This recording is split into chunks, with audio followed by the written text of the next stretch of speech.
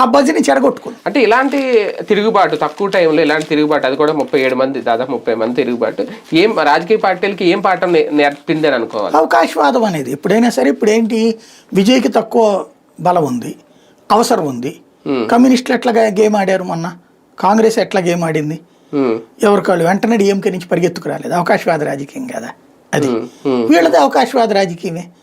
అవకాశవాద రాజకీయాన్ని యాక్సెప్ట్ చేస్తారా లేదా ప్రజలు అనేది రేపు తేలుతుంది నెక్స్ట్ ఎలక్షన్స్. అంటే ఇందులో అంటే ఓకే కూటమి పక్షంగా ఉన్న కాంగ్రెస్ పాత్ర ఎంతవరకు ఉంటది ఇలాంటి? కాంగ్రెస్ చెల్చిందేం కాదా. కాంగ్రెస్ కి వాస్తవంగా ఒక కొత్త నాయకుడు కావాల్సి వచ్చాడు, స్టాలిన్ కాకుండా విజయ్ పనికి వచ్చాడు. వాళ్ళు ఎలాగ మద్దతు ఇచ్చేసారు, అయిపోయింది. అంటే మొన్నటి వరకు ఆ కూటమిలో ఉన్న వాళ్ళే కదా వీళ్ళు.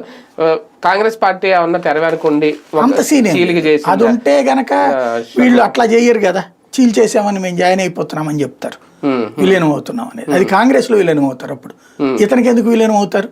ఈవెన్ అప్పుడు కాంగ్రెస్ 30 మందిని పెట్టుకుని పార్టీ పెట్టుకుని 35 వాళ్ళకి 5 ఉంది కదా, 35 మందితో రేపొద్దున కీ రోల్ పోషిస్తుందిగా.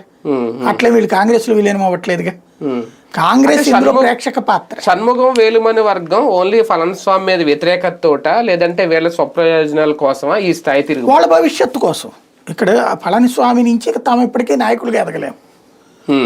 పళనిస్వామి మంత్రివర్గంలో మంత్రులు ఇస్తారని గ్యారంటీ కూడా లేదు, తొక్కేశాడు. ఇప్పుడు